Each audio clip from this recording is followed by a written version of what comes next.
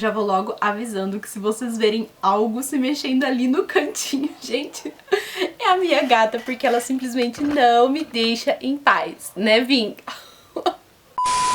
Olá, abduzidos! Tudo bem com vocês? Eu sou a Gisele e esse aqui é o Abdução Literária e hoje eu vou contar pra vocês quais são os meus anti-heróis favoritos.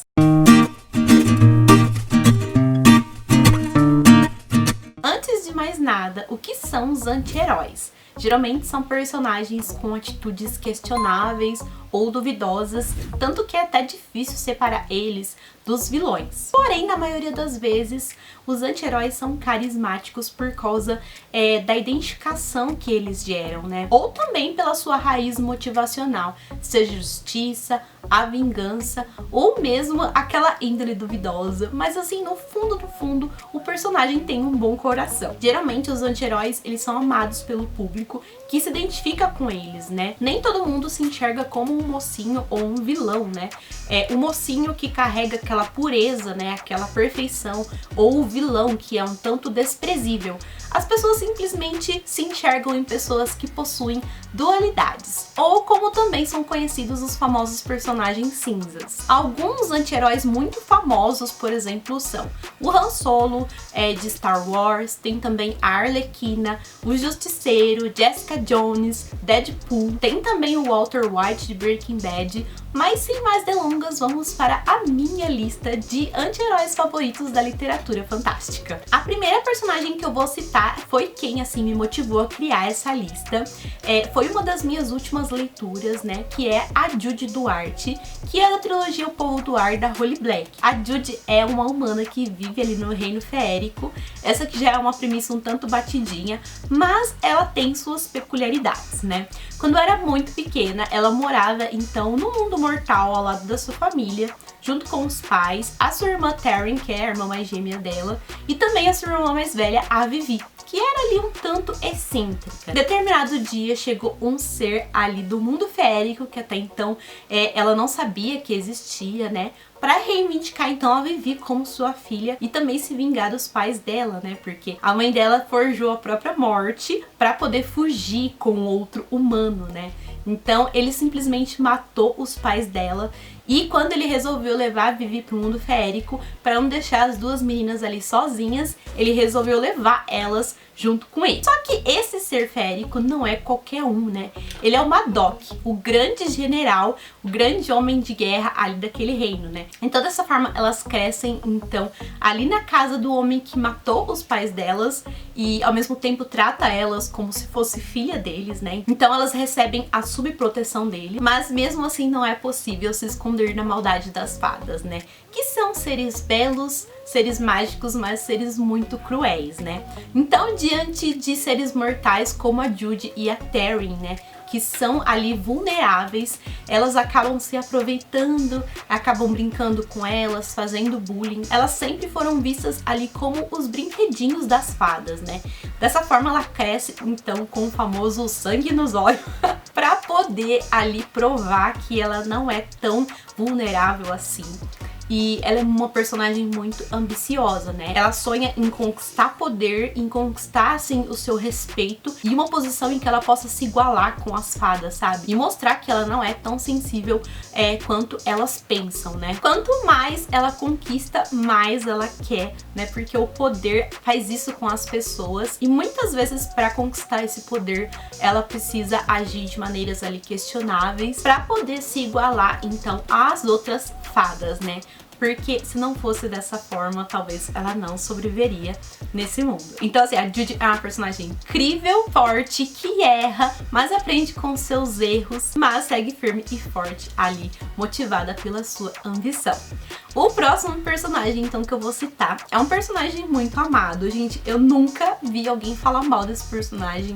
Ele é muito carismático, que é o Kelsier de Mistborn. Ele não é só um ladrão habilidoso e também poderoso, mas também o líder de uma quadrilha que luta ali contra a nobreza e também um governo opressor e tirano. Seria ele uma espécie de Robin Hood? Talvez. Ele também é conhecido como o sobrevivente de Hastings e leva sempre um sorriso no rosto, né? O Kelsier, ele é extremamente otimista, carismático, assim, ele cria os planos mais insanos e é incrível a capacidade dele de convencer as pessoas a embarcarem nessa insanidade junto com ele. Porém, não é só a justiça que o motiva, né? Ele é um personagem que possui muitas cicatrizes, um passado ali bastante doloroso, o que justifica então a sua sede não só por justiça, mas é sua verdadeira motivação, que é a vingança. Então ele é um personagem que esconde o seu ódio, né, pela nobreza e pelo governo com bastante bom humor, seu sorriso sempre convincente e também tentando trazer justiça pelo povo. Mas quem o conhece de verdade sabe que a sua motivação é muito mais obscura. Aqui em Mistborn Império Final, então, ele não é só tudo isso que eu falei, mas ele também é uma espécie de mentor para uma personagem chamada Vin, que cada vez mais cresce dentro da trama, e é outra personagem que eu também gosto muito. E assim, é sério, gente, quanto mais você conhece o Kelsier, mais você compreende as suas motivações, mais assim você pega as dores pelo personagem e torce pra ele conseguir ali sua vingança e ao mesmo tempo conseguir fazer justiça. É assim, sem dúvidas, um dos personagens mais carismáticos que eu tive a oportunidade de conhecer. E já que nós estamos falando de ladrões carismáticos, eu já vou puxar então o próximo personagem, que é o Loki de As Mentiras de Loki Lamora, ou Nobres Vigaristas, né, como é o nome dessa série. E o Loki, gente, ele é muito diferente do Kelsier, porque ele é um personagem que é malandro, egoísta e assim, muito canalha. Ele que era uma criança órfã, sempre deu muito trabalho por onde passava, e ele sempre quebrava as regras impostas pela rua, né. Como, por exemplo, alguns nobres meio que investiam ali nas ruas, investiam na sua segurança, então assim, pagava alguns líderes de gangues para serem deixados em paz, né. Mas o Loki, ele nunca conseguia respeitar essas regras e ele roubava de todo mundo, inclusive desses nobres, né? Então ele é entregue para um sacerdote ali para poder cuidar dele, dar um jeito nele, que era muito rebelde, né? E esse sacerdote nada mais era do que o líder também de uma gangue, né? Que são os famosos Nobres Vigaristas. Mas esse sacerdote, ele foi meio que capaz de colocar o Loki ali na linha, porque ele soube muito bem usufruir dos seus dons, né? Dessa forma, então, é que ele cresce fazendo parte dessa gangue. E ele é um cara assim, como que eu posso descrever? Ele tem zero habilidades com armas, ele não tem sorte do amor, mas ele é dotado de uma inteligência assim incomum. Uma inteligência, claro, que ele usa ali pra roubar os nobres, né, por debaixo dos panos, mas ele passa longe da síndrome do Robin Hood. Não, ele rouba pra enriquecer a ele mesmo e a sua gangue. O seu braço direito é o Jean Tenen, que é quase o oposto do Loki, né? O Jean ali, ele é forte, ele é habilidoso com a espada, com as machadinhas dele, né? Então ele acaba se tornando assim o escudo do Loki, né? Então ele faz todas as peripécias possíveis e às vezes ele se esconde por trás do Jean, né? Mas ele é com certeza o cérebro da equipe. E ao mesmo tempo em que ele é engraçado, ele é muito dissimulado. Às vezes ele se coloca em cada encrenca que você fala como que ele vai sair dessa. Mas ele sempre ali dá um jeitinho de escorregar, sabe? É um personagem assim incrível e muito divertido. E com certeza não poderia faltar aqui nessa lista. A próxima personagem é sombria em todos os aspectos. Eu tô falando da Mia Corver, uma personagem que é motivada pela vingança. Aqui a gente começa a acompanhar a sua jornada tentando entrar para a Igreja Vermelha, uma igreja que é uma espécie de escola para assassinos. E enquanto a gente acompanha então ela tentando fazer parte dessa escola para virar uma assassina, nós conhecemos parte do seu passado e também sua motivação. Quando ela era criança, então, ela fazia parte da nobreza, né, junto com a sua família, e ela presenciou seu pai sendo acusado de traição e morrendo por causa disso. Foi tudo, assim, extremamente traumatizante para ela, tanto que a sua mãe foi mandada para Pedra Filosofal junto com seu irmão pequenininho, um lugar assim que é praticamente impossível sair vivo, e a ela foi designada a morte, né? Só que como ela sempre foi muito perspicaz desde criança, ela conseguiu então fugir desse destino e sobreviver sozinha. Com isso, então, ela cresce com essa sede de vingança para poder fazer justiça pela sua família, fazer justiça e se vingar então de todos que foram responsáveis pela destruição da sua família e também pela morte do seu pai. E entrar para a Igreja Vermelha promete a ela as habilidades que ela precisa então para colocar a sua vingança em prática. Mas algo também muito interessante sobre a personagem é que ela é uma sombria, né? Ela consegue manipular as sombras. Ela tem inclusive um hospedeiro ali, um companheiro, que é um gato de sombras chamado Senhor Simpático.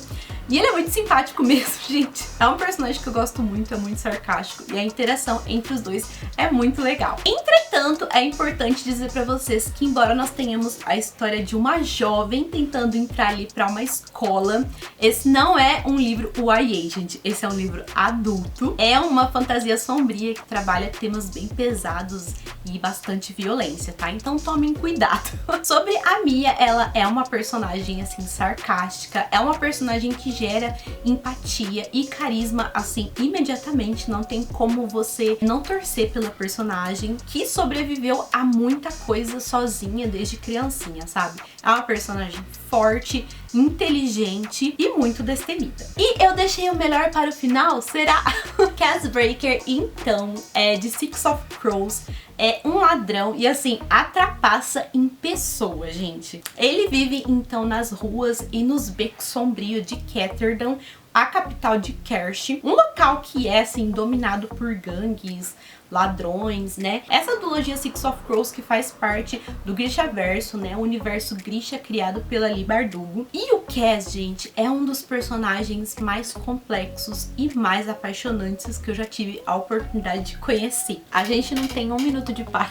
Vamos tentar finalizar isso aqui porque a bateria acabou. Vamos continuar falando do maravilhoso Cass, então, Breaker, que é, assim, um dos personagens mais complexos que eu já tive a oportunidade de conhecer. E a construção dele, assim, é incrível, gente. Ele é um personagem quebrado, que teve a infância muito difícil, teve ali que conquistar o seu respeito em meio às ruas de Ketterdam e teve também que conquistar o seu espaço em meio aos principais vigaristas, então, desse local. Nessa história aqui a gente vê ele recebendo ali uma missão praticamente impossível, mas ele é a pessoa perfeita para fazer isso, então ele vai em busca de uma equipe ali que se une pela necessidade, não por afinidade, que isso fique bem claro. Então a interação deles, assim, é bem interessante. E o Cass, assim, ele tem um humor, gente, que é muito peculiar.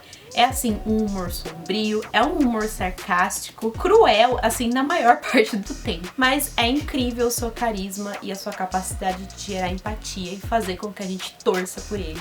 Porque esse também é um personagem icônico e que as pessoas amam. É isso, gente. Apesar dos perrengues, eu amei gravar esse vídeo. Que saga, gente, olha, que saga. É claro que é sempre bom falar das histórias dos personagens que a gente ama. Eu quero muito saber quais são os seus anti-heróis favoritos também pra pegar recomendação, porque eu amo esse tipo de personagem. E também me conta aqui se tem algum personagem dessa lista que você também considera um favorito. Se você ainda não é inscrito, se inscreve, ativa o sininho pra receber as notificações, deixa seu like se você gostou do vídeo e compartilha ele com os amigos. Até o próximo!